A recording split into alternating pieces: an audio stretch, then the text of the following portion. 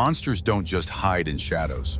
Aria knew this truth better than anyone after 10 years of concealing her true nature among humans. The most dangerous place to hide was in plain sight, breathing their air, speaking their words bleeding red, just like them, even though her true blood ran silver as moonlight. Blackwood Falls, Oregon existed as a small haven nestled beneath the towering Sierra Mountains. A town with history stretching back to the frontier days, when brave men and women carved civilization from wilderness. Few knew the deeper history, how creatures of myth had walked these lands long before the first settler built a cabin. Aria stood at the massive wooden counter in Blackwood Manor's kitchen, her hands methodically kneading bread dough. The repetitive motion had become her meditation over the years, a way to keep her mind focused on maintaining her human disguise.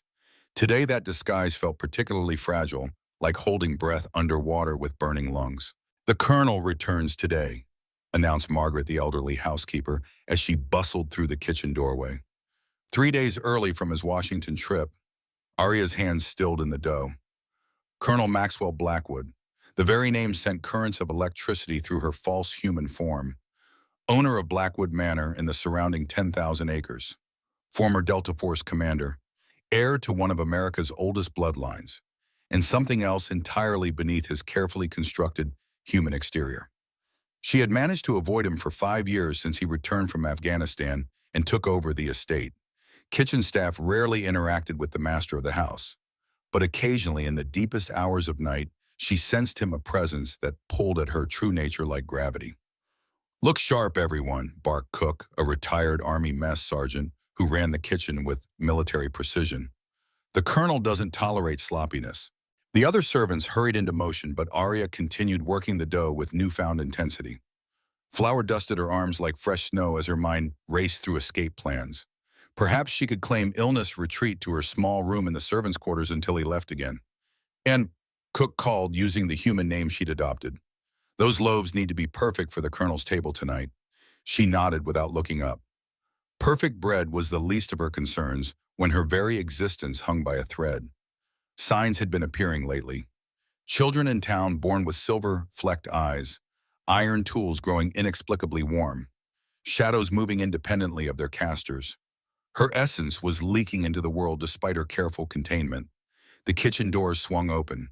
The air pressure changed instantly, becoming heavy with unseen energy. "At ease," came a voice deep as mountain bedrock. Aria kept her eyes fixed on the dough, but every other sense screamed in recognition. The voice belonged to a predator, not just human, but something ancient, wearing human skin, just as she was. Colonel Maxwell Blackwood had entered his domain, and her decade of hiding suddenly felt as substantial as morning mist. "Sir," Cook straightened to attention from old habit. "We weren't expecting you until Friday." "Plans change, Roberts." The Colonel moved into the kitchen with deliberate steps. Not the hurried pace of a businessman or the measured stride of military discipline, but something else, the calculated movement of a hunter. Aria felt his attention sweep the room, like searchlight beams passing over each servant until they found her. The weight of his gaze settled on her bent head with physical presence. She continued kneading, though her fingers had gone numb with fear. "New bread for tonight," he remarked, moving closer to her workstation. "Excellent." She couldn't avoid acknowledging him without seeming suspicious. Slowly keeping her expression neutral, she raised her eyes. Maxwell Blackwood stood 6'3", with shoulders broad enough to fill a doorframe. His face could have been carved from granite, all sharp angles and weathered planes. His hair, once military short, but now grown to touch his collar, remained black despite approaching 40. A thin scar traced from temple to jawline, evidence of combat from some classified operation. But it was his eyes that truly betrayed his inhuman nature, deep amber with flecks of gold that caught the light like a predator's. Those eyes locked onto hers, now widening fractionally in recognition. Time froze in the space between heartbeats. The kitchen with its gleaming counters and bustling staff faded to insignificance. There existed only this connection. Predator recognizing prey, darkness recognizing light, two ancient beings recognizing their counterparts beneath carefully constructed disguises. His nostrils flared slightly. She knew he was catching her scent, not the human persona she projected, but her true essence. Ethereal energy smelled like ozone after lightning, impossible to fully disguise from one with enhanced senses. "What's your name?" His question broke the suspended moment. Anne, sir. The lie slid smoothly from 10 years of practice. Anne Miller. Ansome. He rolled the false name across his tongue like testing unfamiliar food. How long have you worked at Blackwood Manor? Nearly 10 years, sir. 10 years. His eyes narrowed slightly. Yet I don't recall seeing you before. Cook intervened. Anne works mainly mornings, Colonel. Started back when your father was still alive. The Colonel nodded, his predatory gaze never leaving her face. And where were you before Blackwood Falls? South Dakota, sir. My family died during an outbreak there. Another practice lie. An outbreak. His lips formed something that wasn't quite a smile. Yes, many were lost during that time.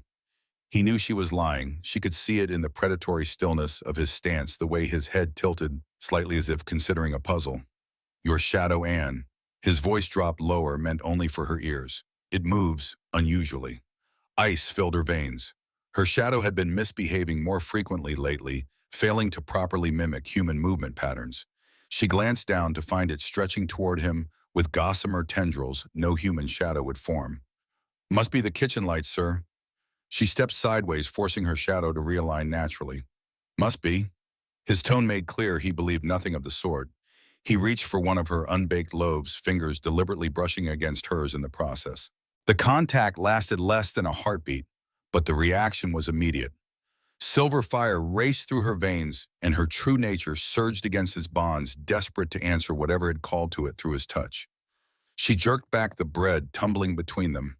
For one horrifying moment, she felt her disguise flicker.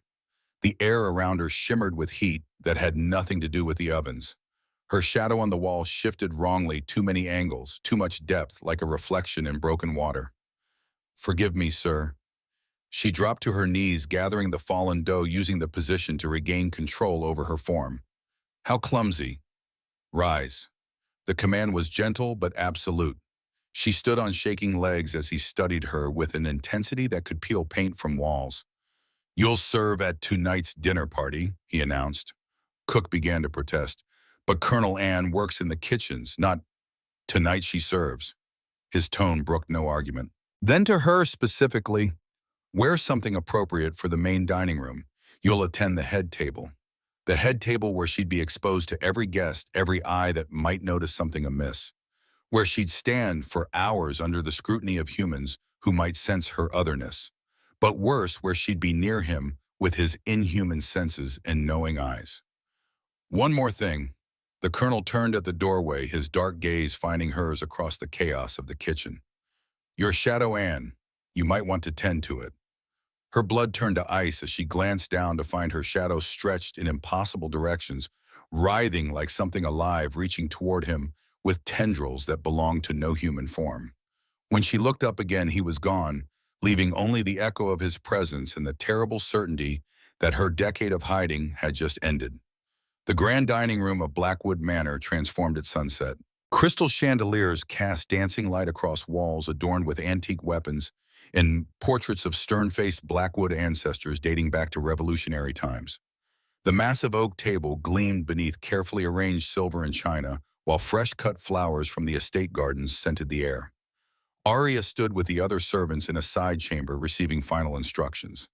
Helena, the head housekeeper, adjusted the collar on Aria's borrowed uniform, a black dress with white trim that actually fit unlike her usual shapeless kitchen attire.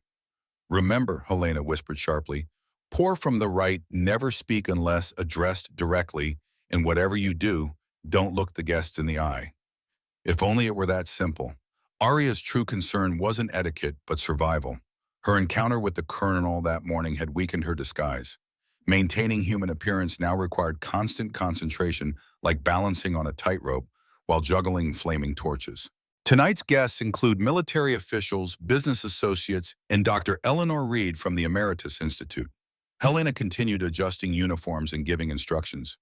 The Colonel expects perfection. Aria's attention snagged on the unfamiliar name. Emeritus Institute. Some research organization studying unusual phenomena. Helena replied dismissively. The Colonel has been consulting with them for months. The dining room doors opened and the servants moved to their positions. Aria took her place behind the head chair, hands clasped before her, eyes downcast. Her heart hammered against her ribs, too fast, too hard, too human. Guests began arriving in waves of expensive perfume and tailored clothing. Military men with ramrod postures, politicians with practiced smiles, business associates with calculating eyes. Aria recognized some from her years of hiding: Senator Williams with his booming laugh, General Patterson with his Medal of Honor, local magnates who treated Blackwood Falls as their personal fiefdom. Then came the announcement that made her bones ache. Colonel Maxwell Blackwood and Dr. Eleanor Reed of the Emeritus Institute for Supernatural Research. Supernatural research. The words echoed like funeral bells in Aria's mind. The colonel entered wearing a perfectly tailored black suit that absorbed light like a void. Beside him walked a woman in her 50s with steel gray hair pulled into a severe bun. Ravian wore a high-necked navy dress, but what caught Aria's attention was the necklace, a steel chain, supporting a pendant that made her true nature recoil. A shard of crystallized ethereal essence, still faintly pulsing with trapped life. Aria forced her breathing to remain steady as they approached. The colonel's eyes found her immediately tracking her as she took her position behind his chair. The trapped essence in Reed's pendant seemed to pulse faster as the woman drew near, recognizing its own kind. "Your home remains as impressive as ever, Colonel," Reed remarked as he held her chair. "Thank you for hosting our discussion on such short notice. Blackwood Manor has always opened its doors to those who protect American interests," he replied smoothly, taking his seat at the head of the table. The meal began with practiced efficiency. Aria moved mechanically, pouring wine, serving dishes, all while keeping her eyes lowered and her essence tightly contained. But every time she approached the head of the table, she felt dual pressures: the colonel's amber gaze tracking her movements and the pendant at Reed's throat growing perceptibly warmer. During the second course, Reed turned the conversation toward her purpose. "Colonel, the energy signatures we've been tracking across Oregon have intensified these past weeks," she said, voice pitched for discretion despite the clatter of silverware in conversation. "We believe they confirm our theory about surviving ethereal presence." Aria nearly dropped the wine decanter, catching it at the last moment. A single drop splashed onto the white tablecloth like blood on snow. "Careful," Reed said sharply, ice blue eyes suddenly fixed on her. "Nervous hands often indicate a guilty conscience." "Leave the girl be," the colonel commanded softly. "She's unused to serving the main table." "Of course," Reed's smile sharpened. "Though I must say, Colonel, your staff has an unusual energy about them. Perhaps we should discuss employee screening protocols as well." The colonel's expression remained neutral, but Aria sensed a dangerous stillness come over him, the calm before a storm. "My staff undergoes thorough vetting, Doctor. Now perhaps we should discuss these energy signatures you mentioned." Reed dabbed her lips with a napkin. "We've detected anomalies consistent with ethereal essence throughout the region. Silver-flecked eyes in newborns, unexplained electromagnetic disturbances, iron objects heating spontaneously." Each symptom Reed listed corresponded exactly with what Aria had observed herself: the gradual leaking of her essence into the surrounding environment, despite her careful containment. "Most fascinating," Reed continued, "we've traced the highest concentration of these anomalies to Blackwood Falls itself, almost as if something or someone has been hiding here, gradually affecting the environment." The colonel sipped his wine thoughtfully. "And what would the Emeritus Institute suggest as a response?" "Detection and capture naturally." Reed touched her pendant. "We've developed methods for identifying hidden creatures. Which brings me to my proposal: a security sweep of Blackwood Manor itself." "Impossible." The colonel's voice remained pleasant, but steel ran beneath it. "This estate has been private Blackwood territory since before Oregon achieved statehood. With all respect, Colonel, if an ethereal has infiltrated your household, national security is my primary concern." He cut her off smoothly. "Which is precisely why I'll conduct any necessary investigations personally." Tension crackled between them, battle of wills beneath civilized veneers. Aria continued serving, trying to make herself invisible, though her shadow occasionally stretched toward the colonel like a plant seeking sunlight. Disaster struck during dessert. Commander Harris, a retired Navy SEAL well into his cups, grabbed Aria's wrist as she poured his coffee. "Pretty thing," he slurred, fingers digging into her flesh. "The colonel always did have an eye for beauty. Perhaps you could serve more than coffee later." Well, the rage came instantly, involuntarily. Her true nature surged against its bonds, and for a split second her skin flickered, human flesh becoming translucent, revealing the silver starlight beneath. Harris jerked back with a cry, coffee spilling across the tablecloth. Her hand, "Did you see that?" Every head turned toward Aria. Reed half rose from her seat, eyes gleaming with predatory triumph. "You're drunk, Commander." The colonel's voice carried an undercurrent of power, not quite a command, but something deeper, more primal. "You saw nothing but candlelight and shadows. Apologize to Anne and retire for the evening." Harris's mouth worked soundlessly, fighting against the influence in those words before he mumbled an apology and stumbled from the room. But Reed had seen. Her ice-blue eyes locked onto Aria with naked hunger. "How fascinating, Colonel. Perhaps you'd allow me to perform a small demonstration. The Emeritus Institute has developed new methods for detecting hidden creatures." Before anyone could respond, she pulled a crystal vial of clear liquid from her clutch. "This solution contains blessed water mixed with steel shavings harmless to humans." She smiled thinly. "Would you permit a simple test?" The colonel's expression remained impassive, but Aria sensed the dangerous energy building around him, like static before lightning. "That won't be necessary, Doctor." "But I insist." Reed unstoppered the vial and stood. "For security purposes." She began walking around the table, letting drops fall on nearby servants, who merely looked confused as the liquid harmlessly dampened their clothing. "You see, completely safe for humans." Aria backed away as Reed approached, but the dining room offered limited escape routes. The doctor moved with deliberate steps, vial raised high. "Just a drop to prove you're human, Anne." Reed's voice dripped false sweetness. "Unless you have something to hide." Time slowed. The water arced through the air, catching candlelight like falling stars. Aria braced for searing pain, for exposure, for the end of her decade-long deception. A hand shot out, catching the solution before it could touch her. The colonel stood between them, the blessed water sizzling against his palm with the sound of meat on a hot pan. The dining room fell silent, every eye fixed on the colonel's smoking hand. "You're injured," Reed gasped, genuine shock cracking her composed facade. "And you forget yourself, Doctor." His voice could have frozen flame. "No one threatens what is mine." The possessive claim rang through the hall like a bell toll. "Mine." A predator's claim witnessed by dozens. Reed's eyes narrowed in calculation. "She's not human, Colonel.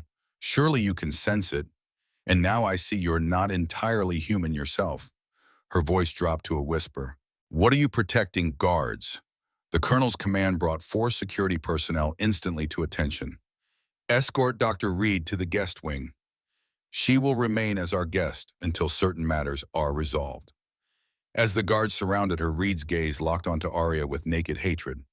"The Emeritus Institute has been hunting your kind for decades, abomination. We won't stop now." The colonel turned to his remaining guest, composure perfect, despite his injured hand. "My apologies for the disturbance. Please continue enjoying your evening. I have a security matter to address." He strode from the room without looking back. Aria stood frozen, aware that dozens of curious eyes now studied her with new interest. Her disguise was intact, but suspicion had been planted. Questions would follow. She slipped away as the guests returned to their desserts, whispering theories about the strange confrontation. The grand hallways of Blackwood Manor stretched before her, moonlight streaming through tall windows to cast alternating patterns of silver light and deep shadow. She had to run. Tonight. Before Reed could summon reinforcements, or the colonel could determine exactly what she was. 10 years of careful hiding had come to this flight again, with nothing but the clothes on her back. Her reflection in a darkened window showed the truth, her disguise, failing human features flickering between flesh and starlight. She turned toward the servants' quarters to gather what few possessions she'd accumulated. "Stop running." The command came from everywhere and nowhere. The colonel emerged from shadows like he'd been born from them, his injured hand already healing, something she hadn't known werewolves could do. The air between them crackled with unspoken truths and dangerous possibilities. She pressed herself against the wall, searching for escape routes. "You knew," she gasped, heart pounding against her ribs. "From the moment you walked into the kitchen this morning, you knew what I was." "I suspected." He moved closer with predatory grace. "Your shadow, your scent, the way reality seems to bend around you like light through water. But it wasn't until tonight, until I felt the bond, when I touched you, that I knew for certain. There is no bond. The denial came desperate, automatic. Ethereals don't have mates. We can't. Lie to yourself if you must, he said softly, now close enough that she could see gold fracturing through his amber eyes. But don't lie to me. I've sensed you for years, Aria. Her true name on his lips shattered something inside her. The disguise collapsed entirely in a cascade of failure points. Light exploded from her skin, not harsh but liquid, like moonlight given form. Her hair floated as if underwater, shifting between silver and starlight.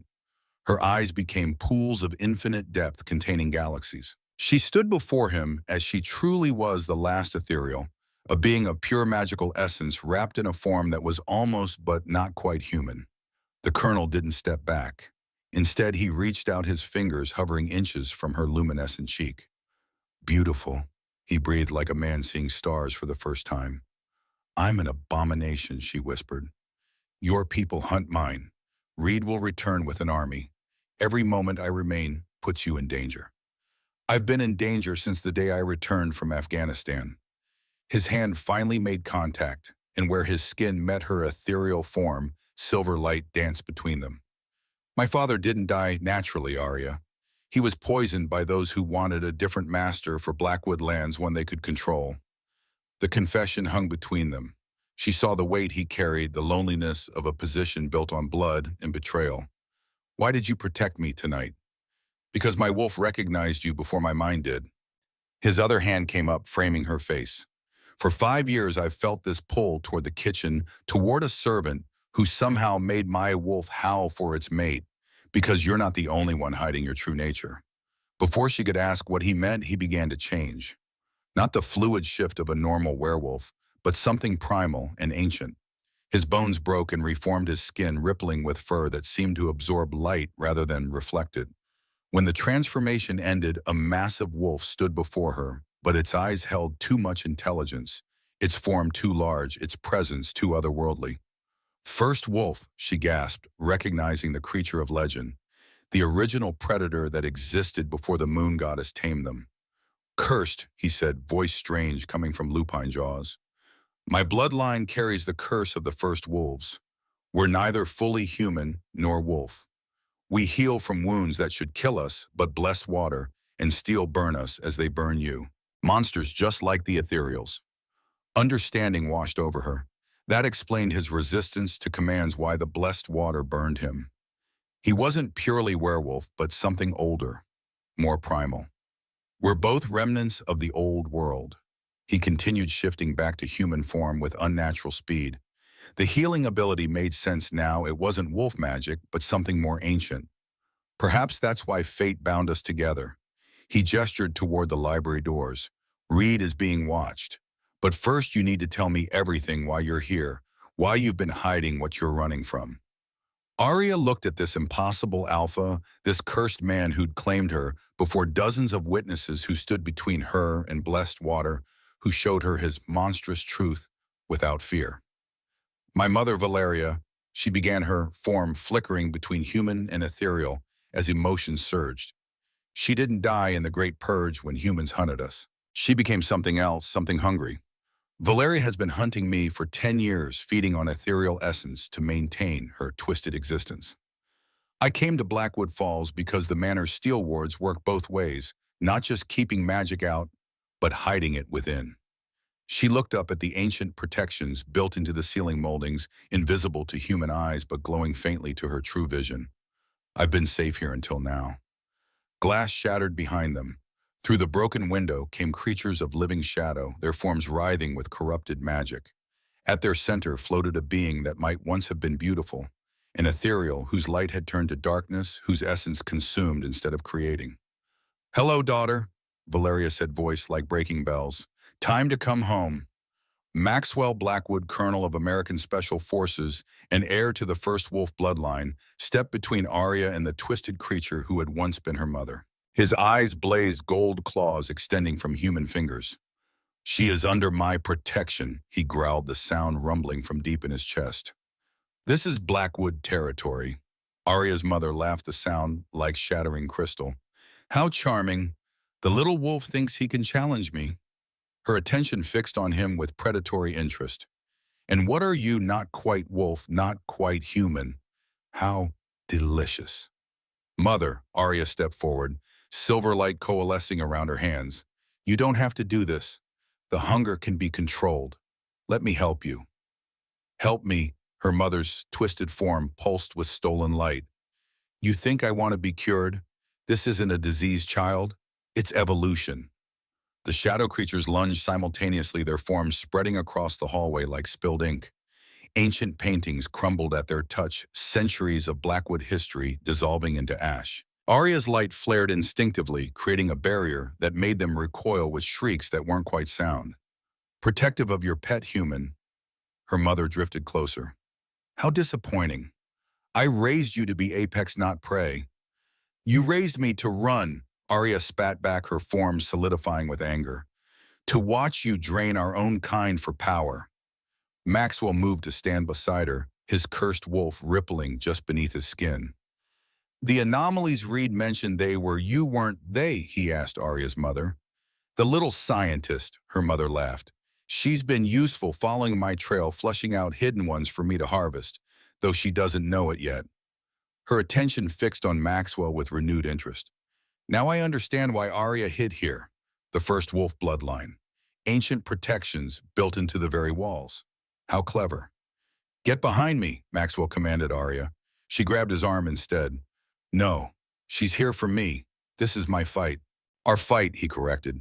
Before she could protest, he partially shifted, not full wolf, but something between retaining human shape while gaining wolf attributes. His eyes blazed, gold muscles expanding beneath his torn dress shirt. You claimed me as yours when you ran. I claimed you as mine when I stood between you and the blessed water. That makes us pack. The word pack resonated with power older than nations. Her mother's expression twisted. Mate bonds, such primitive magic. She gestured and her shadow servants attacked again. The battle erupted in chaos. Maxwell fought like something from nightmares, too fast, too strong, tearing through shadows with claws that shouldn't exist. But for every shadow destroyed, two more formed from the spreading darkness. Aria's light began to falter. 10 years holding human form had weakened her, made her essence sluggish. She watched in horror as one shadow slipped past her failing barrier, heading straight for Maxwell's exposed back. No. She moved without thinking, throwing herself between them. The shadow's claws raked across her shoulder, tearing through ethereal form like paper. She screamed not in human voice, but in harmonics that shattered every remaining window in the hallway. Silver blood sprayed across ancient stone. Where it landed, flowers bloomed impossibly, moonflowers unfurling in seconds, their glow pushing back the darkness. The signs she'd been seeing, children with silver-flecked eyes, warm iron, suddenly made sense. Her essence had been slowly leaking into the world, seeding it with ethereal magic. Aria, Maxwell caught her as she fell, and something primal snapped inside him. The curse he'd controlled his entire life erupted outward. His form expanded, twisted, became something that belonged in humanity's oldest nightmares. Not wolf, not man, but the thing that spawned both 12 feet of muscle and shadow eyes like molten gold jaws filled with teeth that could crack mountains. The first wolf, the original monster. Even her mother stepped back. With a roar that shook the manor's foundations, Maxwell attacked not with strategy or skill, but with primordial rage. He tore through shadows like tissue, his very presence making reality buckle around him. The cursed bloodline that had been his family's shame became weapon, became wrath, became retribution. But her mother had lived 10 years feeding on power. As Maxwell charged her directly, she smiled and spoke a single word in the old tongue. Stop. The command hit him like a physical wall. Not a werewolf command, but something older, the same magic that had once bound the first wolves, forcing them to submit to the moon goddess. Maxwell crashed to his knees, his monstrous form fighting against invisible chains. Fascinating, her mother mused, circling him. The curse responds to the original binding. You're not just descendant of the first wolves. You are one reborn in flesh. She traced a claw along his jaw. I could make such use of you. Mother, Aria struggled upright, silver blood still streaming from her wound. Please, take me. Leave him. Take you, her mother laughed. Oh, daughter, I don't need to take you. You're going to give yourself to me. She gestured, and more shadows grabbed Maxwell, spreading him between them like a sacrifice. His monstrous form began to shrink, the curse being forcibly suppressed, leaving him human and vulnerable. Here's your choice, her mother said sweetly. Give me your essence willingly. Let me drain you properly, and I'll spare your mate. Refuse, and I'll make you watch while my shadows tear him apart piece by piece. Aria looked at Maxwell, suspended between shadows, his eyes still blazing defiance, even as his body failed him. She thought of 10 years running, 10 years hiding, 10 years of careful lies to survive. No more. You want my essence? She stood straighter, her form blazing brighter despite her injury. Then take it. She walked toward her mother, each step leaving moonflowers blooming in her wake. But as she moved, she began to speak in the old tongue, not to her mother, but to the manor itself, to the steel in its walls, to the ancient wards that had protected generations of Blackwoods. The steel wards responded to Aria's call. Ancient protections built into Blackwood Manor's foundation suddenly revealed their dual nature, designed centuries ago by Blackwood ancestors who understood the old powers not just to repel, but to contain. They awakened at an ethereal's command, forming a cage of pure intention that surrounded both Aria and her mother. What are you doing? Her mother snarled as steel-laced energy crackled through the air, making both ethereals flinch in pain. Something I should have done 10 years ago. Aria replied, her form growing brighter, not with healthy light, but with the dangerous glow of a star about to supernova. Steel doesn't just hurt us, Mother. In high enough concentration, it can force us back to our pure state. Formless, powerless essence without consciousness. You'll destroy yourself too. Yes. Aria's voice held perfect calm, but at least I'll take you with me. The wards strengthened, steel energy pressing inward like a vice. Her mother's shadow servants dissolved, unable to maintain form under such pressure. The corrupted ethereal herself began to flicker, her stolen power fighting against dissolution. You would die for him. Her mother gestured at Maxwell, who watched with desperate eyes, still fighting against the ancient command binding him. For a cursed mongrel who will live maybe 60 years, while you could exist for millennia. I've lived in fear for 10 years. I'd rather have one moment of love than another century of running. Aria began to dissolve at the edges, her form unraveling into pure light. The moonflowers throughout the hallway bloomed brighter, feeding on her dispersing essence. That's when Maxwell broke free, not through strength or his cursed form, but through something simpler, the mate bond. Aria's impending dissolution sent agony through their connection, and his wolf responded with primal fury that shattered her mother's weakening control. He crashed to the floor and immediately lunged not at her mother, but at Aria, wrapping his arms around her dissolving form. Stop, he commanded, not as an alpha, but as her mate. You don't get to leave me. The wards can be transformed. He pressed his forehead to hers, and she felt it, his wolf, his curse, the monstrous thing inside him, reaching out through their connection. You're not the only one who can sacrifice, little star. He smiled, and it was beautiful and terrible. My curse for your freedom. She felt his intention through their bond, and horror flooded her. No, you can't. The first wolf's essence is older than your mother's corruption, older than steel wards. If I release it fully, it will change everything. Not destroying, but transforming. I won't let you. Then we do it together. His gold-flecked eyes blazed with certainty. Your light, my darkness, creation and destruction. Balance, her mother screamed, realizing what they intended. She threw herself at them, no longer beautiful, but monstrous, all pretense of ethereal grace gone in her desperation. Aria looked into Maxwell's eyes and saw eternity. Together, she agreed. They released everything simultaneously. Aria's ethereal essence exploded outward in waves of pure creation light that gave rather than took, healing rather than destroying. The moonflowers that had been spreading throughout Blackwood Falls for months suddenly bloomed everywhere, in every crack and crevice where her essence had touched. Maxwell's curse erupted in response. Darkness devoured darkness as the primordial hunger of the first wolf was unleashed without restraint. The ancient power tore through her mother's shadowy servants, consuming them like wildfire through dry brush. Where light met darkness, impossible things happened. The steel wards didn't break, but transformed, becoming silver, then gold, then something that had no name because it had never existed before. Her mother's corrupted form, caught between creation and destruction, began to unravel. "This is impossible," she shrieked as her form dissolved. "Ethereals and wolves are opposite forces. You cannot combine them." "We're not opposites," Aria said, her voice harmonizing with Maxwell's growl. "We're balance." The explosion of power should have destroyed them all. Should have leveled Blackwood Manor, shattered the mountains, rewritten the laws of nature itself. Instead, it reformed everything. Valeria's essence, the corrupted ethereal who had once been Aria's mother, purified of darkness, dispersed into the cosmic flow. The twisted hunger that had driven her finally ended. The steel wards throughout the manor transformed into something new, neither keeping magic out nor trapping it in, but channeling it, balancing it, making it part of the world's fabric again.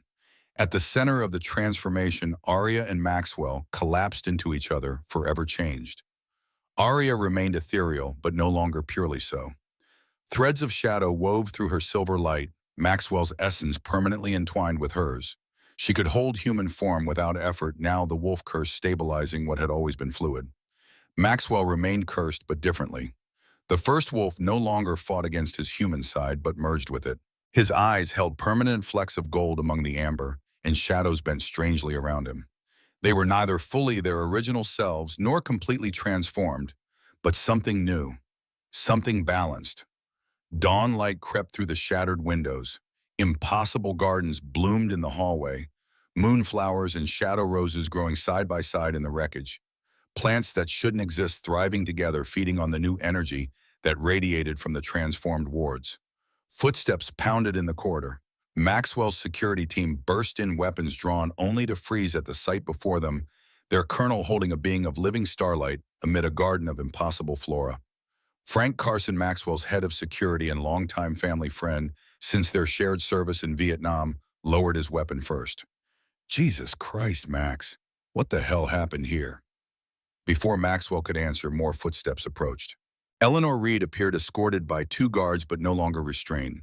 Her steel necklace rattled with each step, the crystallized ethereal essence suddenly blazing with warm light rather than cold imprisonment. "The convergence," she whispered, eyes wide as she took in the transformed hallway. It wasn't a metaphor. It was prophecy. Maxwell rose to his feet, still cradling Aria's weakened form. "Carson, secure the manor. All non-essential personnel evacuate to the East Wing. Dr. Reed," his eyes narrowed, "we need to talk." "Yes," Reed agreed, her imperious demeanor replaced by something approaching awe. "I believe we do." The library of Blackwood Manor had stood witness to centuries of history. Leather-bound tomes dating back to the American Revolution lined walls of polished oak. Battle maps from every American conflict hung beside family portraits of stern-faced Blackwoods in military uniforms spanning 2 centuries. Now it witnessed something entirely new. Maxwell sat behind his grandfather's desk, looking every inch the commander, despite his torn clothing and the gold flecks now permanent in his eyes. Aria stood beside him, her ethereal nature partially concealed, but still visible in the silver shimmer of her skin and the starlight quality of her hair. Across from them sat Dr. Reed, her scientific demeanor crumbling as she stared at the evidence before her eyes. "I've spent 30 years studying ethereal phenomena, cataloging their abilities, tracking their extinction." She touched her pendant, still glowing with newfound warmth. "I never imagined they could merge with other beings." "You've been hunting my kind for decades," Aria said, voice tinged with righteous anger. "Capturing our essence in those abominable pendants. Using us like batteries for your technology." Reed flinched. The Emeritus Institute was founded after the Great Purge with a mandate to study and contain supernatural threats to America. "We believed ethereals were apex predators, using humanity as cattle." "Like my mother became," Aria acknowledged. "But that was corruption, not our natural state." Maxwell leaned forward. "You said convergence earlier. Explain." Reed hesitated, then removed her pendant, placing it on the desk between them. "There's an old text in our archives predating European settlement of North America. We believed it metaphorical nonsense written by native shamans, a prophecy about the convergence of magical bloodlines." She recited from memory. When silver blood and shadow heart unite, the veil between worlds will lift. What was divided shall become whole. Silver blood. Aria touched her wrist where silver now ran visibly beneath translucent skin. Shadowheart. Maxwell placed his hand over his chest where darkness still swirled beneath his human exterior. The prophecy continues. Reed said, "When the children of light and darkness shall inherit the earth, bringing balance where there was war." She gestured to the window where moonflowers now bloomed improbably in daylight. "I believe what happened here was only the beginning." The doors opened and Frank Carson entered with a tablet displaying security footage. "Colonel, we've got a situation in town. You need to see this." The tablet showed Blackwood Falls Main Street. Children with silver-flecked eyes stood in a perfect circle in the town square, their hands raised toward the sky where strange lights danced. Shadows moved independently of their casters, forming protective shapes around the children. "It's happening everywhere," Frank said grimly. "Every kid who's shown symptoms in the past year suddenly developed full manifestations about an hour ago, right when that light show happened here." Maxwell exchanged glances with Aria. "They're responding to the energy release. Your essence has been seeding itself into the community for years, affecting the children most strongly because they're still developing." "We need to contain this," Reed started. "The Institute has protocols for—" "No." Maxwell's voice carried the weight of absolute command. "No more containment. No more hunting. This isn't a problem to solve, Doctor. It's evolution." "Evolution," Reed scoffed. "Colonel, with all due respect, we're talking about potentially dozens of children manifesting supernatural abilities. The panic alone could be managed," he interrupted, "if approached correctly." Aria placed her hand on the desk, and a small moonflower bloomed beneath her palm. "These children aren't dangerous. They're simply becoming what they were always meant to be: bridges between worlds." "The world isn't ready for this," Reed insisted. "The world is never ready for change," Maxwell countered. "That doesn't stop it from happening." The security tablet chimed with an incoming video call. Frank answered it, revealing Jackson Moore, Maxwell's former SEAL teammate and current second-in-command. Colonel Moore's voice was tight with controlled urgency. "We've got incoming. Emeritus Institute tactical units, at least 3 helicopters, and a convoy approaching from the south. ETA 20 minutes. Reed paled. "I didn't call for tactical support." "But someone at the Institute did," Maxwell stated flatly. "Someone who monitors your operations and doesn't share your sudden change of heart." He stood military training, taking over. "Carson, initiate protocol Shadowfall, full perimeter lockdown. Moore, get the townspeople into the community shelter beneath the church. Priority evacuation for all children showing manifestations." "Sir." Both men acknowledged simultaneously. Maxwell turned to Aria. "We need to move the children somewhere safe. Can you communicate with them through your connection?" She nodded, eyes already distant, as she reached out through the ethereal network forming among the affected children. "They feel me. They're afraid, but receptive. Guide them to the North Woods entrance of the Underground Railroad tunnels. Carson will meet them there." Maxwell turned to Reed. "Doctor, you have a choice to make, with us or with the Institute tactical teams." Reed looked down at her pendant, still glowing with warm light, rather than the cold imprisonment of before. Something had changed within the captured essence when Aria and Maxwell merged their powers. "The Institute I joined was meant to protect humanity, not persecute evolution," she said finally. "I'll help you, Colonel, but you should know who we're facing." She pulled up an image on her tablet, a stern-faced man with military bearing and cold eyes. Director Richard Wagner, former CIA Black Operations. He believes all supernatural entities are national security threats to be weaponized or neutralized. Wagner, Maxwell growled the name. "I know him. Afghanistan 2017. He ran a classified program trying to create super soldiers using captured Taliban fighters as test subjects." "He's been running the Institute's tactical division for 5 years, Reed explained, "after your father denied him access to Blackwood land for a training facility that would have actually been a supernatural containment center." Maxwell's expression darkened. "My father died 3 months later." "Poisoned," Aria said softly. "You told me. Now I wonder by whom." Maxwell checked his watch. 15 minutes until they breach our perimeter. Dr. Reed, I need everything you know about Institute tactical capabilities and weaknesses. They use steel core ammunition UV strobes that can temporarily blind ethereal touched beings and sonic weapons tuned to disrupt supernatural energy signatures. Reed removed her earpiece and smashed it under her heel. And they monitor all Institute communications. Then we do this the old-fashioned, well, Maxwell decided. Aria, get to the children. I'll coordinate our defense. No, she stepped closer, silver light intensifying around her. We do this together. The moment we separated our powers, my mother nearly defeated us, remember? The gold in his eyes flared in response. Together, then. Frank cleared his throat. Colonel, permission to mobilize the Blackwood veterans. Maxwell nodded grimly. Full tactical response. Weapons free but non-lethal protocols where possible. These are still Americans, even if they're following misguided orders. Frank hurried out, already speaking rapid-fire instructions into his radio. Maxwell opened a concealed panel behind a bookshelf, revealing an arsenal of weapons and tactical gear. Your private army, Colonel? Reed asked, eyebrow raised. Former Special Forces operators who've worked with the Blackwood family for generations. He corrected, strapping on body armor. Men who know the truth about what we protect. He tossed her a bulletproof vest. Make yourself useful, Doctor.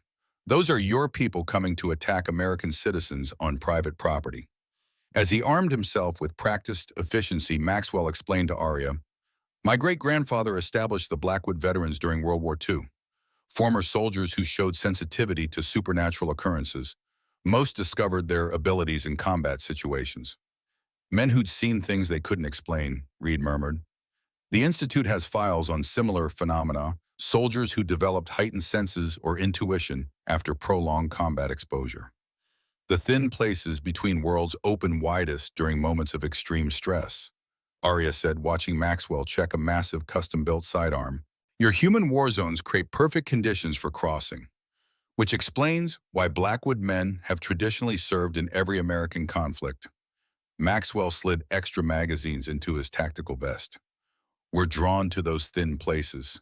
The wolf inside us senses opportunity. The Manor security system chimed a warning. Perimeter breach south sector, an automated voice announced. Multiple vehicles and aerial units detected. Maxwell strode to the window. 3 black helicopters circled the estate while armored vehicles pushed through the main gates. Men in tactical gear poured out, taking cover positions with practiced precision. Wagner isn't messing around, he observed grimly. That's a Delta-level response team. For children, Aria whispered, horror evident in her voice. Not just children, Reed corrected. You, the last full ethereal. Wagner has been hunting you for years using my research to track energy signatures. He believes harnessing ethereal energy could create weapons beyond anything we've developed. Maxwell's radio crackled. Colonel, came Frank's voice, we've secured 27 children with manifestations in the North Tunnel. More reports Institute forces have surrounded the town. They're conducting house-to-house searches. Martial law without authorization, Maxwell growled, on American soil. Wagner always believes the ends justify the means, Reed said. He'll claim national security emergency protocols. Maxwell made his decision. Aria, get to the tunnels. Help the children control their manifestations. Carson will guide you through the old escape route to the mountain shelter. And you, She reached for him, silver light intertwining with the shadows that now permanently emanated from his skin. I'll deal with Wagner. Not alone, she insisted. We established that separating is dangerous. I'm not separating from you. He took her hand and power surged between them, light and shadow dancing where they touched. Part of me stays with you now. Remember, just as part of you stays with me. She nodded, understanding. Since their merge, a connection remained between them, a permanent bridge between their essences. They'll hit the manor first, Maxwell continued. Wagner will expect me to be here defending the family seat. Instead, I'll slip out through the eastern tunnel and circle behind their lines, divide their forces. Classic pincer movement, Reed observed. An old strategy, but effective. Maxwell checked his radio frequencies. Carson's team will create a distraction at the main entrance, while Moore's unit secures the town. I'll handle Wagner personally. Wagner believes all supernaturals should be controlled or eliminated, Reed warned. But what happened here today, this convergence, it changes everything we thought we knew about ethereal energy. Which is exactly why he can't be allowed to capture any of these children, Maxwell replied. Or Aria. A thunderous explosion shook the manor as the first assault began. Maxwell didn't flinch, years of combat experience steadying his hands as he finished his preparations. 30 seconds, then move to the eastern passage, he instructed Reed and Aria. I'll draw their attention to the western wing. Colonel Reed said hesitantly, if Wagner discovers what's happened to you, the convergence with ethereal energy, he'll never stop hunting you. Let him try. The gold in Maxwell's eyes flared brighter. The Blackwood family has been fighting to protect this land since the Revolutionary War. Wagner isn't the first threat we've faced, and he won't be the last. With that, he moved to the door, pausing only briefly to look back at Aria. Their eyes met in silent communication, their bond humming with shared power and purpose. Stay alive, she whispered. Always do, he answered with the confidence of a soldier who had survived 100 battles. Then he was gone, moving like a shadow through his ancestral home toward the sound of invasion. The tunnels beneath Blackwood Falls dated back to the Underground Railroad. Generations of Blackwoods had expanded the network over centuries, creating a subterranean maze known only to family and their most trusted allies. Aria moved through the dim passages, her natural light illuminating rough-hewn walls reinforced with modern support beams. Behind her followed Reed, now an uncertain ally in their struggle against her former colleagues. These tunnels don't appear on any Institute maps, Reed marveled. We had no idea this network existed. The Blackwoods have always understood the value of secrets, Aria replied, just as they understood that some things must be protected rather than exploited. They turned a corner, and the tunnel opened into a larger chamber where Frank Carson waited with the affected children. 27 young faces turned toward Aria, their eyes all showing varying degrees of silver flecks among their natural colors. Some of the older children had developed more pronounced manifestations, faintly glowing skin shadows that moved independently, small moonflowers blooming in their footprints. Miss Anne, one small girl said, using the name Aria had gone by in town. You're all sparkly now. Yes, Emma, I am. Aria knelt before the child, letting her ethereal nature show more fully. And so are you in your own way. Are we in danger? Asked a teenage boy, his hands wrapped in shadows that hadn't been there a day ago. Those men with guns came to our house. My dad tried to stop them, but they... His voice broke. They took your parents for questioning, Frank finished grimly. Wagner's men have detained anyone related to children showing signs of the convergence. Hostages, Reed said quietly. Wagner will use them as leverage. Aria looked at the frightened faces surrounding her. These children had done nothing wrong except exist at a moment of evolutionary change. They didn't deserve to become pawns in Wagner's power games or test subjects for his weapons programs. The change happening inside you is natural, she told them, infusing her voice with calm certainty. It's been coming for generations. You're not becoming monsters. You're becoming bridges between worlds that have been separated too long. But we can't control it, the teenage boy said, shadows flickering around his fingers. I nearly hurt my little sister when these things first appeared. I can help you learn control, Aria promised. That's why we're here. She looked at Frank. How secure is this location?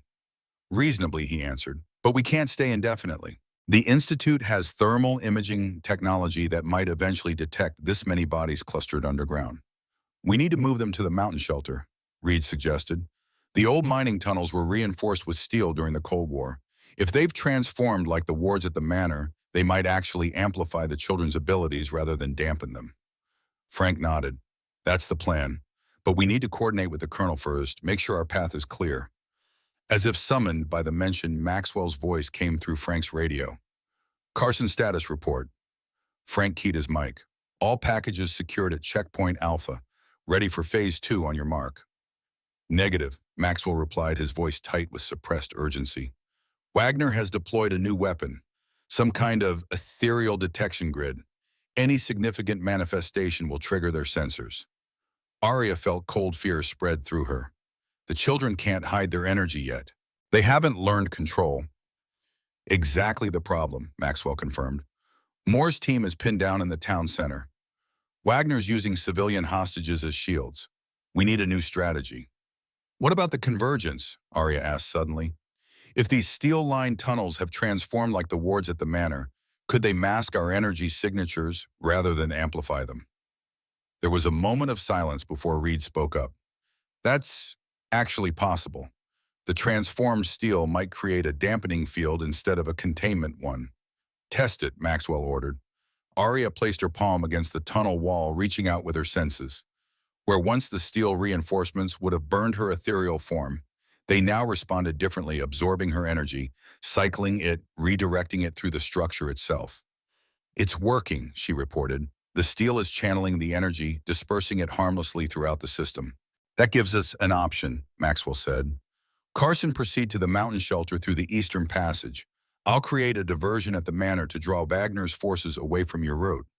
What kind of diversion? Frank asked. The kind they won't ignore, Maxwell answered cryptically. Move out in 5 minutes. Blackwood actual out. Frank immediately began organizing the children into travel groups, pairing the younger ones with teenagers who could help guide them. Aria assisted, using her ethereal energy to calm the most frightened children.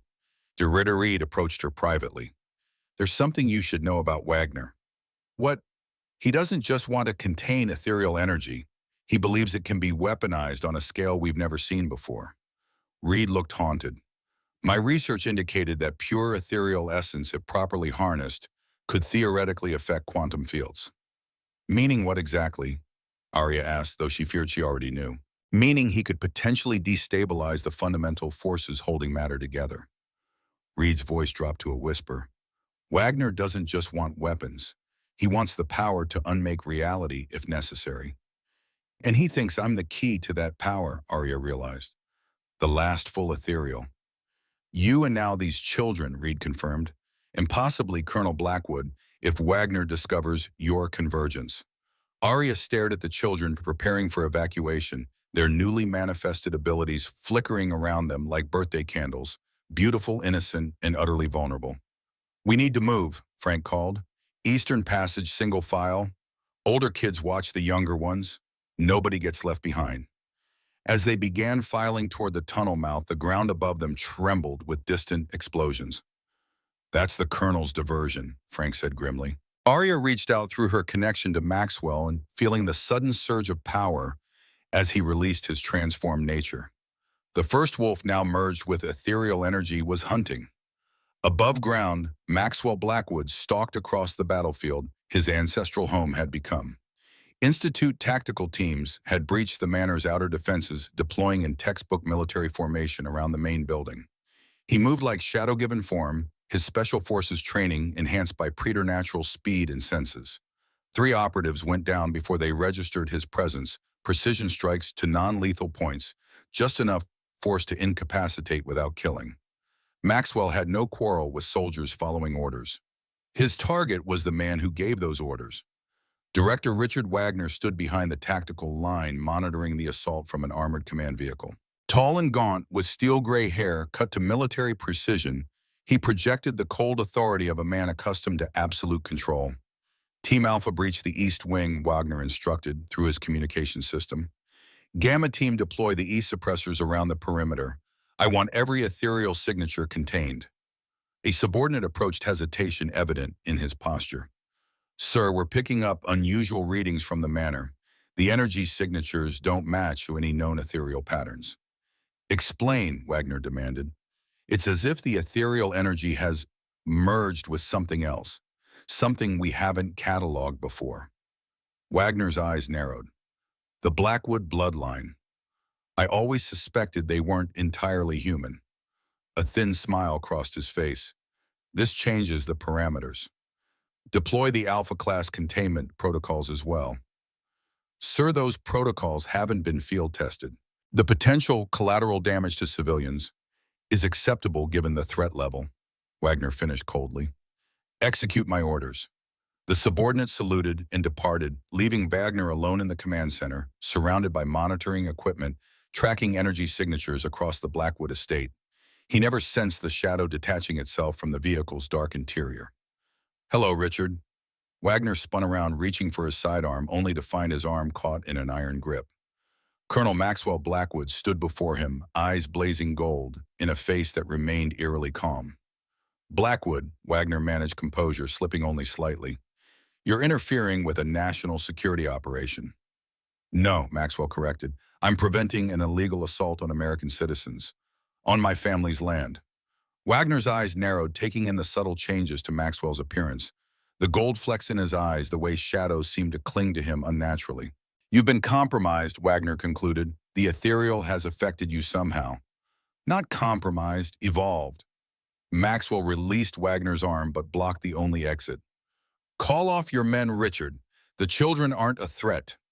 Children, Wagner laughed without humor. Is that what you think they are? They're biological weapons waiting to happen, walking security breaches. The beginning of the end of human dominance on this planet.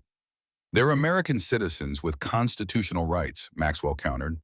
Not to mention children of your own men. Did you think about that before ordering this assault?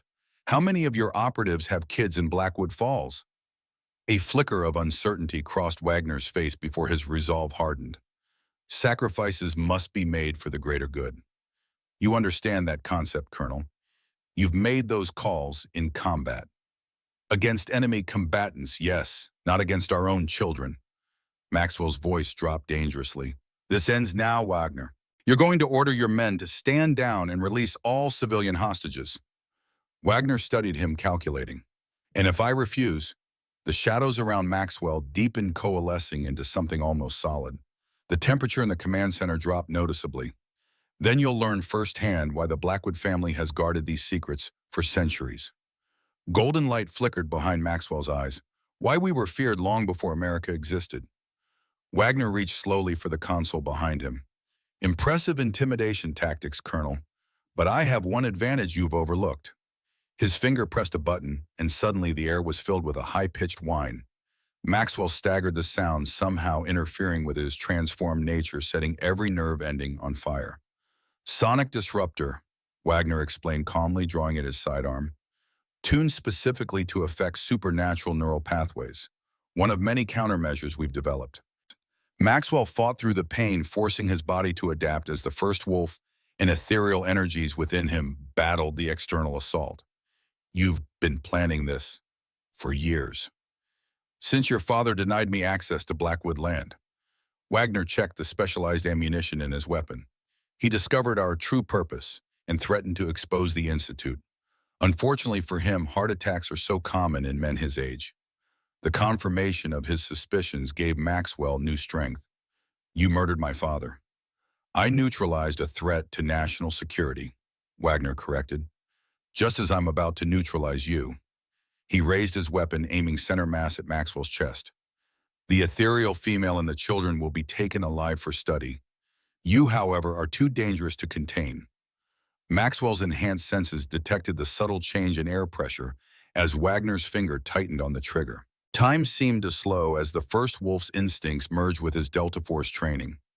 Before Wagner could fire, Maxwell moved not away from the weapon but toward it. His hand closed around the barrel, forcing it upward as the shot discharged harmlessly into the ceiling. His other hand struck Wagner's wrist with precision, breaking his grip on the firearm. Wagner reacted with surprising speed for a man his age, launching a counterattack that revealed specialized combat training. A vicious knee strike was followed by an elbow to Maxwell's temple that would have incapacitated a normal human.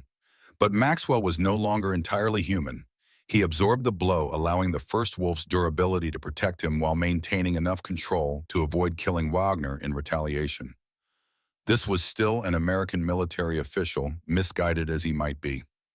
Stand down, Wagner, Maxwell ordered, blocking another strike. You can't win this fight. I don't need to win, Wagner smiled coldly. I just need to delay you.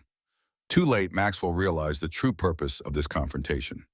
Wagner had never expected to defeat him personally. He was creating a diversion while his forces pursued their real objectives.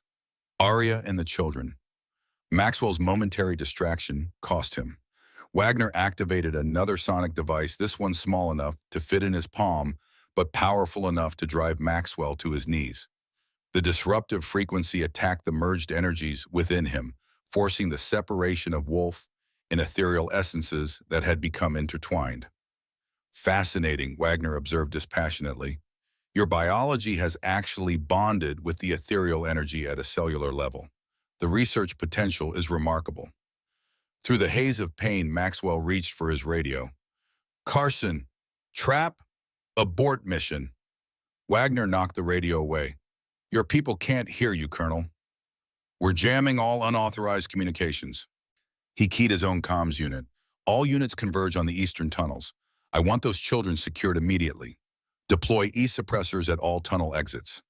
Maxwell fought through the debilitating sonic assault, reaching deep within himself, where the first wolf and Aria's ethereal energy had merged. Their union had created something new, something Wagner's technology wasn't designed to counter.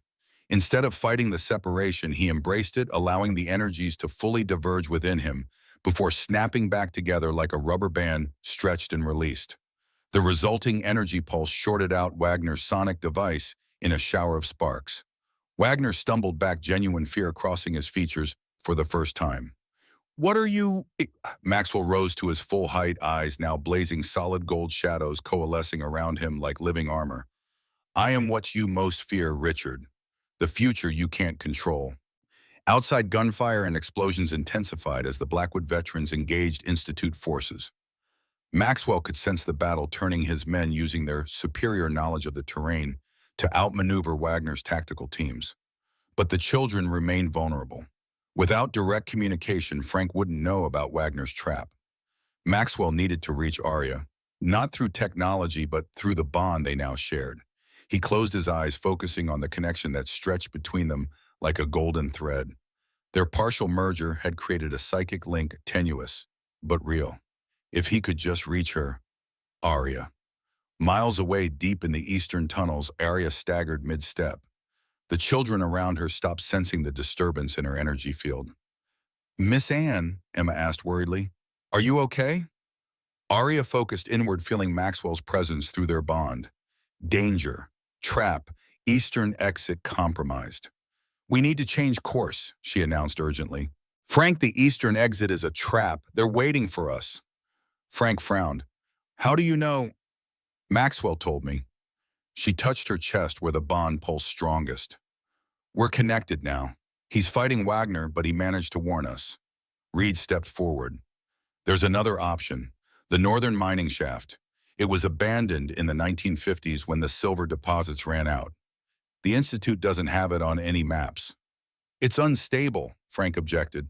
That's why we sealed it 20 years ago. It's our only option, Aria insisted. I can sense Wagner's men closing in on the eastern exit. They have some kind of ethereal suppression technology. Frank considered for only a moment before making his decision. Northern route it is. Everyone stay close. The tunnels get narrow and rough from here on. As they changed direction, Reed fell into step beside Aria. The bond between you and the Colonel, that's unprecedented.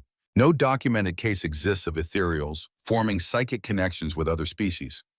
Because we've stopped being separate species, Aria explained. The convergence changed us both at a fundamental level. We're something new now. And these children, Aria looked at the young faces surrounding them, each showing varying degrees of transformation as ethereal energy merged with their human biology. They're the first generation of whatever comes next, neither fully human nor fully ethereal, but a perfect balance of both. Wagner will never accept that, Reed warned. He believes humanity must remain dominant, with all other species either controlled or eliminated. Then Wagner stands against evolution itself, Aria replied, a battle no one has ever won. They reached a junction where the maintained tunnels intersected with a rougher passage, its entrance partially collapsed and marked with faded warning signs. Northern shaft, Frank confirmed. Everyone stick together. The supports are old and some sections might be flooded. Aria moved to the front, her natural light illuminating the dark passage. I'll lead. My light should make navigation easier. As they entered the abandoned mine shaft, the quality of the air changed, becoming damper, heavier with mineral scents and the musty odor of decades without human presence. Behind them, distant sounds of pursuit echoed through the tunnels, boots on stone, voices calling out positions, the metallic clicks of weapons being readied. They found our trail, Frank said grimly. Move faster, but stay quiet. The children hurried forward, the older ones helping younger children over rough patches and fallen debris. Aria marveled at their resilience. Hours ago, most had been ordinary kids with ordinary lives. Now they were refugees, fleeing armed forces, their bodies transformed by energies they didn't understand. Yet they showed remarkable adaptation, already instinctively using their new abilities. One teenage girl created small balls of silver light to mark the path. A young boy's shadow stretched ahead, seeming to test the tunnel's stability before they passed. They're learning so quickly, Reed observed with scientific fascination. Necessity accelerates evolution, Aria replied. They're adapting because they must. The tunnel narrowed further, forcing them into single file. Water dripped from the ceiling, forming puddles that reflected their passing like liquid mirrors. The air grew colder, indicating they were moving deeper beneath the mountain. Frank checked a weathered map by flashlight. Half-mile more to the northern exit. It emerges in a box canyon that should provide cover while we make for the mountain shelter. Aria suddenly froze her ethereal senses, detecting something ahead. Wait, something's wrong. What is it? Frank asked, signaling the others to halt. I'm not sure. The energy patterns ahead feel distorted. Reed pushed forward to join them. Institute technology, some kind of trap. Aria shook her head. No, it's not artificial. It's like a tear in reality itself. She cautiously advanced the silver light emanating from her skin, revealing a section of tunnel where the air itself seemed to shimmer and twist, as if reality had become thin and fragile. The convergence, Reed breathed. It's affecting more than just people. It's changing the fundamental structure of reality where ethereal energy has been present. Is it dangerous? Frank demanded practically. Aria reached out with her senses, testing the distortion. Not dangerous exactly, more like a door. A door to where, I don't know, but I can feel something on the other side, something familiar. Aria extended her hand toward the shimmering distortion, like an echo of ethereal energy. Reed grabbed her wrist. Wait, you don't know what that could do. She's right, Frank agreed. We can't take risks with the children behind us. Aria reluctantly withdrew her hand in. We'll go around it. There must be another route to the northern exit. Frank consulted his map again. There's a maintenance passage about 50 yards back. Might be tight, but it should reconnect with the main shaft beyond this section. As they turned to retrace their steps, a thunderous explosion shook the tunnel, sending dust and small rocks showering down around them. The children cried out in fear, huddling together instinctively. Institute forces breaching the tunnels, Frank announced, checking his weapon. They're blasting their way in. Another explosion closer this time. The tunnel supports groaned ominously. These old sections won't withstand much more, Reed warned. The whole system could collapse. Frank made a rapid decision. New plan. Dr. Reed, take the children through the maintenance passage. I'll stay here and buy you time. Against Institute tactical teams, Reed objected. That's suicide. Just doing my job, ma'am. Frank checked his ammunition with practiced efficiency. Been fighting since Vietnam. Few more won't make a difference. No, Aria stepped forward. There's another way. She turned toward the reality distortion, the shimmering doorway in space. I can feel what's on the other side now. It's another section of the tunnels, but different, as if the convergence created a shortcut through space itself. A wormhole, Reed suggested, theoretically possible if ethereal energy affects quantum fields. We don't have time for theories, Frank interrupted as another explosion rocked the tunnel. Are you sure it's safe, miss? Aria studied the distortion, reaching out with her ethereal senses. Not completely sure, but I believe it leads to safety. I can feel Maxwell, somehow, on the other side. Frank considered for only a moment. Good enough for me. Kids first, then Dr. Reed. Wait, Reed protested. We have no empirical evidence that science takes a back seat to survival, doctor. Frank cut her off. Move now or stay behind with me. Aria approached the shimmering distortion, extending her hands toward it. The air rippled like water as her fingers passed through, causing no apparent harm. Taking a deep breath, she stepped fully into the distortion. For one disorienting moment, she existed everywhere and nowhere, her ethereal nature expanding beyond physical limitations, touching countless realities simultaneously. Then just as quickly, she solidified on the other side. She found herself in another tunnel, similar but different, the walls lined with the transformed steel she recognized from Blackwood Manor. a tunnel that hummed with balanced energy rather than suppressing or amplifying it. "It's safe," she called back through the portal. "Send the children through." One by one, the children passed through the reality distortion, each experiencing a moment of transformation as their newly evolved natures interfaced with the quantum boundary. Frank ushered them forward efficiently, positioning himself as the last defender should Institute forces breach their position before evacuation completed.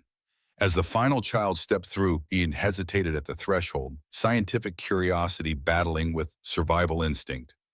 "This shouldn't be possible," she murmured, fingers probing the shimmering boundary. "It violates every known law of physics." "The old laws are changing, Doctor," Aria replied from the other side. "That's what evolution means." Another explosion much closer made the decision for her. Reed leapt through the portal, gasping as the transition momentarily separated her consciousness from her body. Frank came last, backing through the portal with his weapon trained on the tunnel behind him. As he emerged, the reality distortion began to flicker and contract. "It's closing," Aria observed. The passage was temporary. The portal shrank rapidly at the last glimpse through it, revealing Institute tactical teams rounding the corner of the tunnel they just vacated. A final contraction, and the distortion disappeared entirely, leaving solid rock wall where it had been. "Perfect timing," Frank remarked dryly. "Now where exactly are we?" Aria examined their surroundings. "Still underground, but different. The energy signature feels like Blackwood Manor after the transformation. Protected." Reed ran her hands along the tunnel walls where veins of what had once been steel now glowed with a subtle golden luminescence. "The convergence has affected the entire tunnel network, transformed it." "But where does it lead?" Frank asked pragmatically. As if in answer, a voice echoed from further down the passage. "Aria children." Maxwell Blackwood emerged from the darkness, his eyes glowing golden in the dim light, shadows clinging to him like a living cloak. Despite evidence of recent combat-torn clothing, a gash across his forehead that was already healing, he moved with confident strength. "Maxwell." Aria rushed forward, silver light streaming from her form as they embraced. Where they touched, their energies visibly merged shadow and light, creating something new and beautiful. "You found the passage," he said, wonder evident in his voice. "I felt you coming, through our bond." "The convergence created it," she explained, "a doorway through reality itself." Maxwell looked past her to the children, his expression softening. "They all made it." Frank stepped forward, offering a military salute that Maxwell returned. "Wagner's forces." "Contained," Maxwell replied. "The Blackwood veterans have secured the perimeter. Wagner himself is detained." "Is it over?" Reed asked cautiously. "No." Maxwell's expression turned grave. "This was just the first battle. Wagner has connections throughout the government. The Institute has facilities nationwide. And we still have 27 transformed children who need protection and training." "Not just 27, Aria corrected. "If my essence has been seeding itself into Blackwood Falls for years, there will be more manifestations. Everywhere I've been during the past decade." Maxwell nodded in understanding. "Then we build a sanctuary, a place where they can learn to control their abilities without fear." "Blackwood Mountain," Frank suggested. "The old Cold War bunkers could be converted, with the transformed steel actually helping rather than hindering their development." Reed added scientific mind, already calculating possibilities. Maxwell looked at the gathered children, their eyes reflecting various stages of the convergence with silver flecks among natural colors. Then to Aria, whose ethereal nature now permanently intertwined with his first wolf essence. "A new beginning," he said softly, "for all of us." The mountain had protected the Blackwood family for generations. Now it would protect the first children of convergence, neither fully human nor fully ethereal, but the perfect balance of both. The future none of them could have imagined 24 hours earlier. Wagner and his institute had sought to control or destroy what they didn't understand. But evolution couldn't be stopped, only guided. The children would need that guidance to navigate their transformed nature in a world that might fear them. Maxwell took Aria's hand, feeling the perfect harmony of their merged energies. Together they had created something unprecedented, a bridge between worlds long separated. And in these children, that bridge would become a new path forward. "Welcome home," he told them all, "to Blackwood Sanctuary." 3 months transformed Blackwood Mountain beyond recognition.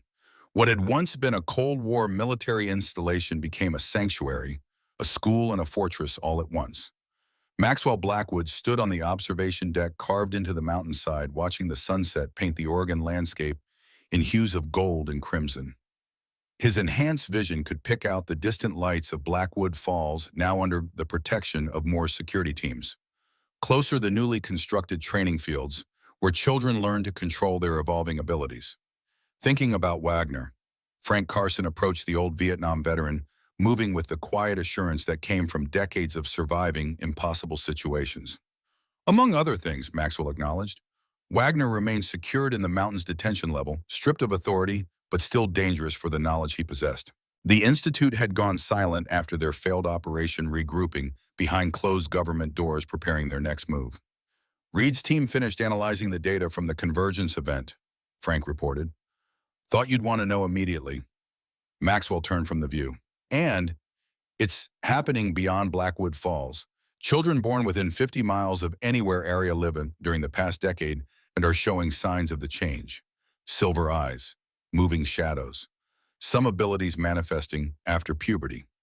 Numbers. Approximately 100 confirmed cases so far, likely more unidentified. Maxwell absorbed this information with outward calm, though inwardly the implications concerned him. Not merely the 27 children they'd initially rescued, but potentially hundreds more. Each one a potential target for the Institute and Valeria's former allies. Wagner claimed this was the end of human dominance, he said finally. I'm starting to understand his perspective, even if I disagree with his methods. Dominance isn't the same as existence, Frank countered. Species evolve, or they always have. A subtle shimmer of silver light announced Aria's arrival before she fully materialized. She appeared beside them, her ethereal form permanently altered by her merger with Maxwell's first wolf essence.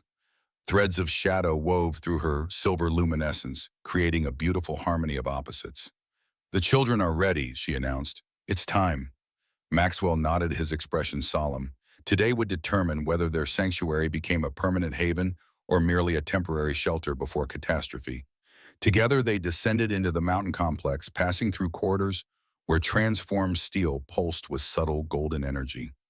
Blackwood veterans saluted as they passed these hardened warriors, now dedicated to protecting the children who represented an evolutionary leap forward. The central chamber had once been a nuclear command center during the Cold War.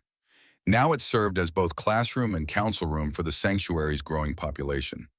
Nearly 100 children of various ages filled the tiered seating, their eyes all showing silver flecks that caught the light. Some of the older ones had developed more pronounced manifestations, faintly glowing skin shadows that responded to their emotions, small displays of telekinetic ability.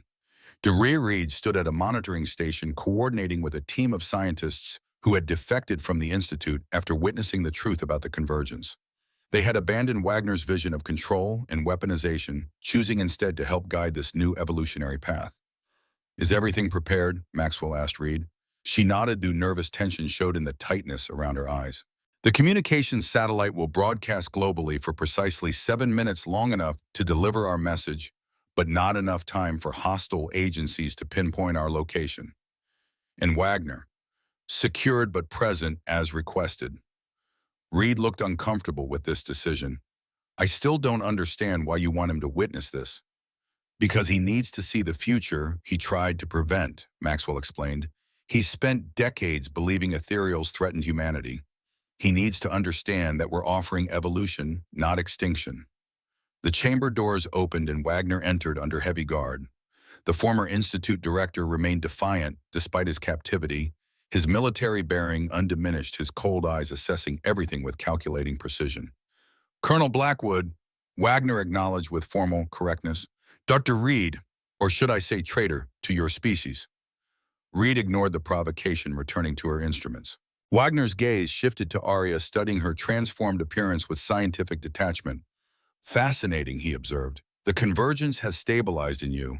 Perfect integration of ethereal and lupine energies without degradation of either. My researchers believed such harmony was theoretically impossible. This isn't a laboratory demonstration, Wagner, Maxwell said sharply. You're here to witness a moment in history, not collect data. Wagner smiled thinly. History science, ultimately, they're both about observing change and drawing conclusions. I'm simply more honest about my intentions. Maxwell guided him to a designated observation area with clear visibility, but no access to controls or children. The guards remained at attention, weapons ready. 2 minutes to satellite uplink, Reed announced. Maxwell moved to the center of the chamber where Aria waited. The children fell silent, sensing the importance of what was about to happen. Even the youngest understood they were part of something momentous. What we do today changes everything. Maxwell addressed them all, his voice carrying the authority of both military commander and First Wolf Alpha. For generations, my family has guarded the secrets of the old world, the existence of ethereals, the curse of the first wolves, the balance between human and supernatural. He looked at their young faces, seeing not fear but anticipation. That secrecy ends today. The convergence has made hiding impossible. Our choice now is whether we control the narrative or let others define us as monsters. Aria stepped forward, her silver light brightening. Each of you carries both human and ethereal essence now. Not a curse or a mistake, but evolution's next step. You are bridges between worlds that have been separated too long. Satellites linked, Reed reported, broadcasting in 3, 2, 1. The chamber's central display activated, showing a live feed that would now be interrupting normal broadcasts worldwide. Maxwell and Aria stood side by side, physical manifestations of the convergence they represented. My name is Colonel Maxwell Blackwood, he began, looking directly into the camera. Former commander of Delta Force, descendant of a bloodline that has served America since the Revolutionary War. What I'm about to tell you will challenge everything you believe about human history and evolution. He gestured to Aria. This is Aria, last of the ethereal's beings who have lived alongside humanity since before recorded history. For centuries, our kinds have existed in separation, often in conflict. Aria continued seamlessly. 3 months ago, a convergence occurred, a merging of ethereal energy with human biology that has created something entirely new. Children across America are beginning to manifest abilities that seem impossible because they carry both ethereal and human essence. The camera panned to show the assembled children, their silver-flecked eyes and subtle manifestations visible for the world to see. These children are not dangerous, Maxwell assured. They are not a threat to humanity, but its natural evolution. They represent a future where the barriers between our worlds no longer exist. Wagner made a sound of disgust from his observation area. Propaganda. You're selling extinction as evolution. Maxwell ignored him, continuing his address. For generations, my family has protected these secrets. Now we offer protection to any child experiencing the convergence. Blackwood Sanctuary stands as a haven where these children can learn to control their abilities without fear or persecution. Aria extended her hands, creating a sphere of silver light between her palms. We choose to reveal ourselves now because hiding is no longer possible. The convergence spreads with each passing day. More children awaken to abilities they don't understand. We offer knowledge, Maxwell said. We offer safety. We offer truth. The camera returned to a two-shot of them together, light and shadow perfectly balanced between them. To those who would respond with fear or violence, know that these children are under our protection. To those experiencing the change, you are not alone. The future belongs to all of us together. Transmission complete, Reed announced as the feed cut off. Message delivered to approximately 2 billion viewers worldwide. A moment of profound silence filled the chamber as the weight of what they'd done settled over everyone present. Centuries of secrecy ended in 7 minutes of global broadcast. The supernatural world revealed not through panic or disaster, but through calm disclosure and invitation. Wagner broke the silence with slow, deliberate applause. Masterfully played, Colonel. A preemptive strike disguised as an olive branch. His eyes narrowed analytically. You've just made it impossible for any government to move openly against these children without seeming monstrous. That was the idea, Maxwell confirmed. But you've also guaranteed conflict, Wagner countered. Humanity won't simply accept evolutionary obsolescence. There will be resistance, religious, political, military. You've started a war. No, Aria corrected. We've prevented one by refusing to hide or be ashamed. These children will grow up in the light, not in shadows. Wagner studied the children with calculating intensity. And when they outnumber unaltered humans, when they begin to take positions of power, when they decide their abilities make them superior, they'll have us to guide them, Maxwell answered, to teach them responsibility and compassion alongside control. Noble sentiments. Wagner's smile held no warmth, but history suggests otherwise. Power corrupts, Colonel. Always. Only when it's seized through fear, Aria countered, not when it's accepted as natural evolution. Wagner shook his head, unconvinced. I wonder if you'll remember this conversation in 50 years when pure humans are museum exhibits. Take him back to detention. Maxwell ordered the guards, having heard enough. As Wagner was escorted out, Maxwell turned to Reed. Monitor global reactions. I want to know how the message is being received. Reed nodded, already scanning incoming data streams. Initial responses are mixed but trending positive. Religious organizations are split, some claiming divine intervention, others calling it demonic influence. Governments are issuing cautious statements urging calm while they investigate the situation. And the Institute, silent officially, but our contacts report intense activity. They're mobilizing resources, but discreetly. Your broadcast caught them unprepared. Maxwell processed this information with the strategic assessment of a veteran commander. We have a window then time before organized opposition can form, which we'll use to bring more children to safety, Aria added. Many will be frightened by their emerging abilities, especially after today's revelation. Agreed, Maxwell turned to Frank. Double the extraction teams. Prioritize children showing advanced manifestations or facing immediate threats. As the chamber emptied, the children returning to their classes and training sessions, Maxwell and Aria remained behind with Reed and Frank, the core leadership of what had become in 3 short months a movement rather than merely a sanctuary. Wagner's right about one thing, Frank noted grimly. There will be resistance, violent resistance. We're prepared for that, Maxwell assured him. The mountain defenses are fully operational, and most of the Blackwood veterans have combat experience against supernatural threats. It's not just about defense, Reed interjected, looking up from her monitors. We need public support, political allies. We need to make the convergence seem beneficial to humanity, not threatening. The children themselves will accomplish that, Aria said confidently. As they learn to control their abilities and use them constructively, fear will gradually transform into acceptance. Maxwell wasn't so certain. Humanity has a long history of fearing what it doesn't understand. The path forward won't be easy or peaceful. He moved to a tactical display showing Blackwood's sanctuary and the surrounding territory. For now, we focus on security and education. Every child we bring to safety is another bridge between worlds, another chance to shape this evolution responsibly. And what about you two? Reed asked, her scientific curiosity evident.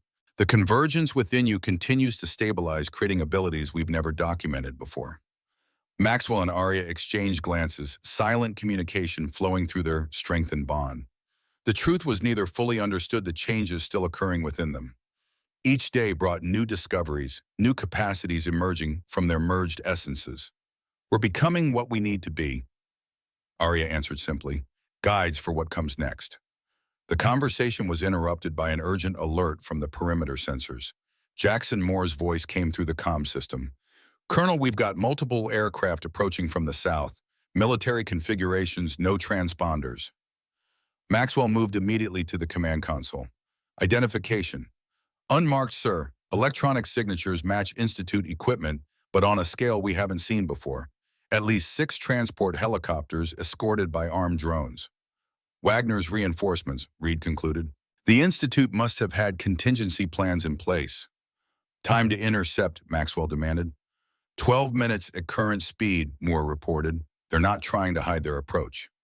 Because they want us to see them coming, Frank observed.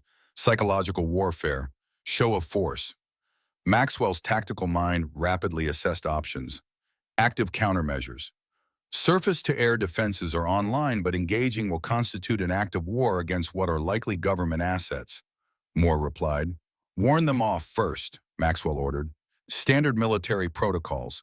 If they continue approach, disable rather than destroy where possible. He turned to Aria. Get the children to the inner sanctum. Activate the convergence shields. She nodded, already moving. The inner sanctum had been specially designed with transformed steel that could channel ethereal energy into protective barriers, technology born from their understanding of the convergence. Read initiate emergency broadcast to our political contacts, Maxwell continued. Make it clear we're being attacked after a peaceful disclosure. More coordinate aerial reconnaissance. I want to know if this is the only assault force or part of a larger operation. The mountain complex transformed from school to fortress within minutes. Children were quickly moved to protected areas, while Blackwood veterans took defensive positions. Outside, automated turrets swiveled to track the approaching aircraft. Maxwell joined Aria in the inner sanctum, where the youngest children had been gathered. Despite the looming threat, she maintained a calm presence, using her ethereal nature to soothe their fears. Will they hurt us? A small boy asked, his silver-flecked eyes wide with worry.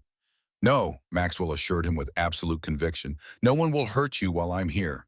He placed his hand on the central pillar of transformed steel, activating the sanctuary's most powerful defense system.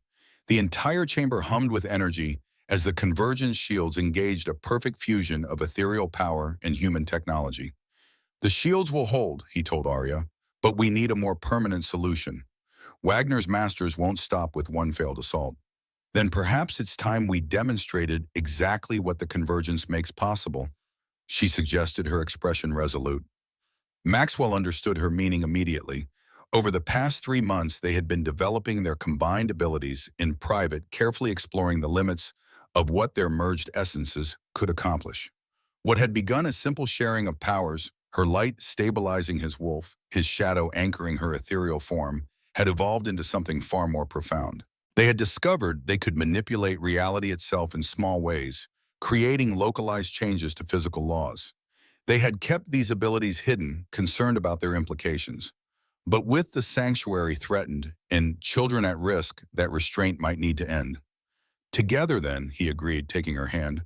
Where their skin touched, energy surged, silver light intertwining with shadow in beautiful, terrible harmony.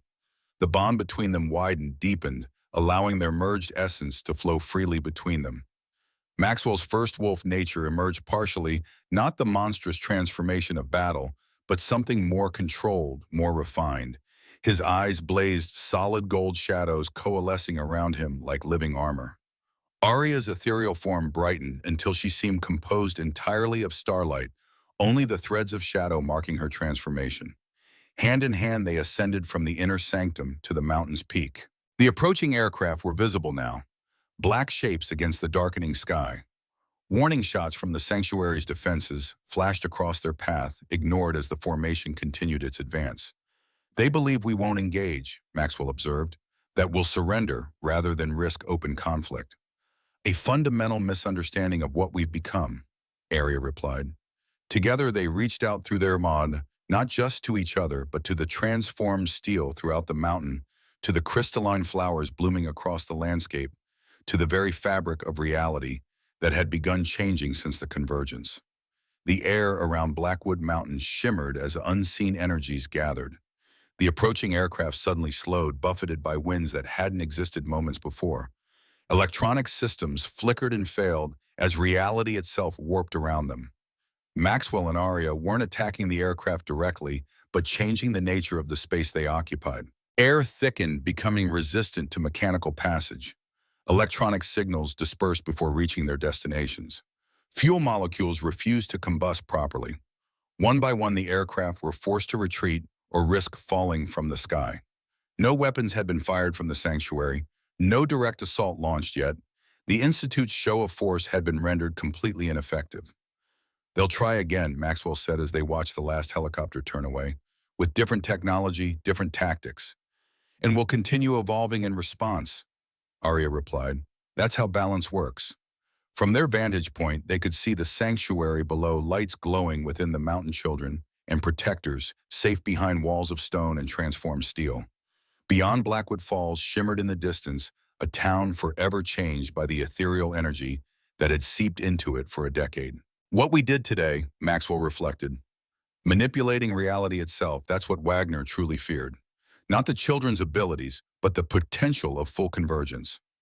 With good reason, Aria acknowledged. Power like this demands responsibility. The children will need to understand that as their abilities grow. They descended back into the mountain, their merged energies gradually settling into more controlled forms.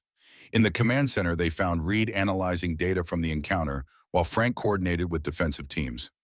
They've withdrawn to beyond sensor range, Frank reported. No casualties on either side. What did you do to them? Reed asked, scientific curiosity overriding her concern. Their communications mentioned reality distortion before cutting out completely. We showed them the true potential of the convergence, Maxwell explained. Not as a weapon, but as a fundamental change to what's possible. Reed studied the readings from her instruments.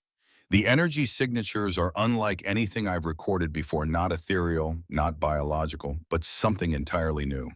She looked up at them with renewed awe. You've essentially rewritten the physical laws within a localized area. A demonstration, Maxwell clarified, to establish boundaries they'll understand. And to show them why weaponizing the convergence would be catastrophic, Aria added. Some powers should never be used as weapons.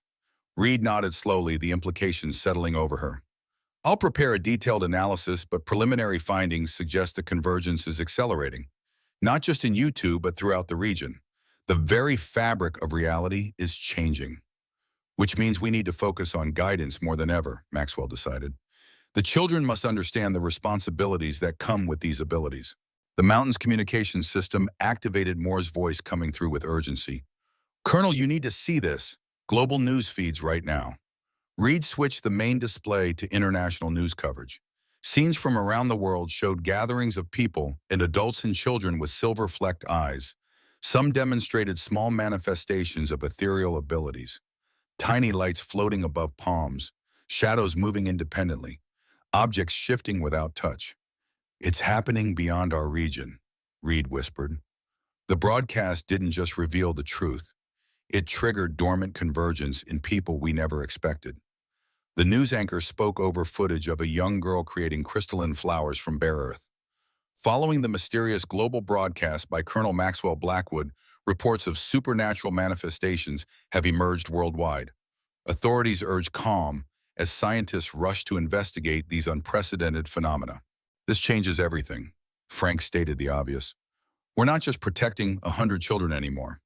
No, Maxwell agreed, watching the scenes unfold across the globe. Well, now we're guiding an evolution that's happening faster than we anticipated. The implications were staggering. What had begun as protection for a handful of affected children had become a global phenomenon. The convergence wasn't isolated to Blackwood Falls or even America. It was spreading worldwide, awakening in anyone with the genetic potential for change. Wagner needs to see this, Maxwell decided suddenly. Despite objections from his security team, Maxwell ordered Wagner brought to the command center. The former institute director entered under guard, his expression changing from defiance to shock as he absorbed the global news coverage. Impossible, he muttered, watching a businessman in Tokyo manifest silver light between his palms. The convergence should be geographically limited to areas directly exposed to ethereal energy. Perhaps ethereals have been among us longer than you realized, Aria suggested, seeding their essence into human bloodlines for centuries. Wagner's scientific mind visibly worked through the implications. If ethereal genes have been dormant in human DNA potentially for generations, then the convergence isn't creating something new, Reed finished his thought. It's awakening something that was always there waiting for the right catalyst. Our broadcast, Wagner realized, looking at Maxwell with newfound respect. You didn't just announce the convergence. You triggered it globally through some kind of ethereal resonance. Maxwell hadn't planned this outcome, but he recognized the truth in Wagner's assessment. Something in their merged energy transmitted through global communications had awakened dormant potential worldwide. Your institute sought to contain what cannot be contained, Maxwell told him. Evolution doesn't ask permission, Richard. This isn't evolution, Wagner insisted, though with less conviction than before. This is intervention. Perhaps they're the same thing, Aria suggested. Perhaps ethereals and humans were never meant to remain separate species. Wagner stared at the global scenes of awakening, his worldview visibly shaken but not yet transformed. Decades of belief didn't change in moments, not even for a man of science faced with undeniable evidence. This doesn't change the fundamental threat. Uncontrolled power is still dangerous. On that we agree, Maxwell said, which is why guidance matters more than control. Before Wagner could respond, new alerts flashed across the command screens. Reed rushed to her station analyzing incoming data. Energy spikes worldwide, she reported. The convergence is accelerating exponentially. Reality distortions, similar to what we experienced in the tunnels, are appearing in major cities. The display showed scenes of shimmering air in urban centers, doorways between places that should be separated by miles spontaneously forming and collapsing. People passing through them emerged changed, awakened their eyes showing the silver flecks of convergence. The veils between worlds are thinning everywhere, Aria explained, sensing the shifts through her ethereal nature. What began here is spreading globally. Wagner watched with fascinated horror. It's transforming the fundamental structure of reality itself. No, Maxwell corrected. It's restoring what was artificially separated. Humans and ethereals, physical and magical, they were always meant to coexist in balance. A different alert sounded, this one from the sanctuary's internal systems. Frank checked the readings with concern. Colonel, the children in the inner sanctum, their convergence signatures are intensifying. Something's happening. Maxwell and Aria exchanged glances, their bond communicating volumes without words. Together they moved swiftly toward the inner sanctum, Wagner and Reed following under guard. The scene that greeted them left even Wagner speechless. The 20 youngest children sat in a perfect circle, hands joined, eyes glowing solid silver. Above them hovered a sphere of pure energy, not ethereal light, not shadow, but something that seemed to contain entire universes within its swirling depths. What are they doing? Reed whispered, instruments frantically recording the phenomenon. Creating, Aria answered simply, or perhaps remembering. Within the sphere, images formed landscapes, both familiar and alien beings of light and shadow living in harmony, technologies merging seamlessly with natural forces. A world where the barriers between physical and ethereal had never existed. The world that was, Aria continued, recognition dawning in her eyes. Before the separation, before ethereals and humans became distinct species. They're accessing genetic memory, Reed realized, ancestral knowledge encoded in DNA activated by the convergence. Wagner stepped forward, military bearing forgotten in his scientific awe. That's our past. Humans and ethereals evolved from the same source, not evolved from, Maxwell corrected, understanding flowing through his bond with Aria. Artificially divided from. Something in our distant past, a cataclysm, a war, perhaps even a deliberate experiment, split what was once a single species into physical and ethereal branches. And now we're reuniting, Aria concluded, coming full circle after thousands of years of separation. The children lowered their hands, the sphere dissolving into particles of light that settled over everyone present. Where the light touched, awareness expanded. Knowledge flowed not as information, but as recognition, truth that had always been present, but hidden behind veils of forgetting. Maxwell understood then with perfect clarity why his family had protected the supernatural for generations, why the first wolf bloodline resonated with ethereal energy, why the convergence felt like returning home rather than becoming something new. We remember the children spoke in unison, their voices harmonizing in otherworldly chorus. We are whole again. Wagner watched the phenomenon, his scientific mind battling with the implications. The children weren't becoming something alien, they were remembering what humanity had once been. His entire career had been dedicated to preserving human purity against a threat that was in fact humanity's own forgotten nature. If this is true, he began, his voice losing its customary certainty. Your institute's purpose was never wrong, Richard, Maxwell told him, placing a hand on the older man's shoulder. Protecting humanity remains essential. But humanity is more than you believed. Outside, the night sky filled with aurora-like lights as the convergence wave spread globally. Not a catastrophe, but an awakening, a remembering of what humanity had always been beneath the amnesia of separation. The sanctuary's communication systems activated with incoming messages from around the world, political leaders, military commanders, religious figures, all experiencing the convergence in their own ways, all seeking guidance from the man who had first announced this evolution. Wagner turned to Maxwell, the weight of decades visible in his eyes. If what these children are showing us is true, then everything I've fought for was based on incomplete understanding, Maxwell finished for him. The same incomplete understanding my ancestors had when they first encountered ethereals. The difference is they chose protection rather than control. And now Wagner asked a lifetime of certainty crumbling before his eyes. Now we have a choice, Maxwell answered. Continue fighting against our own evolution or help guide it responsibly. For the first time, uncertainty crossed Wagner's features, the look of a man whose foundational beliefs were being challenged by irrefutable evidence. And if I choose to help, then you join us in establishing protocols for the newly awakened, safety measures, educational resources. Maxwell studied him carefully. Your expertise in containing ethereal energy could be adapted to teaching control instead. A rehabilitation offer, Wagner observed dryly. How generous. A recognition of reality, Maxwell corrected. The world is changing before our eyes. We need every capable mind focused on guiding that change responsibly. Wagner fell silent, watching as the children continued their communion with ancestral memory. The perfect circle they formed, hands linked in unity, represented everything he had feared and perhaps everything he had secretly hoped humanity might become. I'll need time, he said finally, to process all of this. Take it, Maxwell replied. We have work to do. Maxwell Blackwood, descendant of first wolves, protector of ethereals, stood with Aria at his side. Together they represented what humanity was becoming, not the end of human existence, but its completion. The rejoining of separated halves into a whole greater than its parts. Now we guide them home, Aria said softly, crystal flowers blooming where her feet touched the ground. Maxwell nodded, golden light emanating from within him, merging perfectly with her silver radiance. Together, the children gathered around them, first generation of a remembered future, their silver eyes bright with ancient knowledge newly awakened. Beyond the mountain, the world trembled on the edge of transformation, frightening to some, miraculous to others, inevitable to all. The sanctuary had fulfilled its original purpose, protecting those who needed shelter. Now it would become something greater, a beacon for a humanity remembering its true nature, returning to balance after millennia of division. Maxwell looked out over the changed landscape, silver flowers and shadow vines intertwining beneath an aurora-lit sky. The journey ahead would not be simple or without conflict, but the path was clear. Evolution, remembrance, return.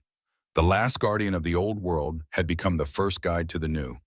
And somewhere in the vastness of existence, ethereals and first wolves, who had long watched over their separated children, finally saw their patience rewarded. The convergence had begun.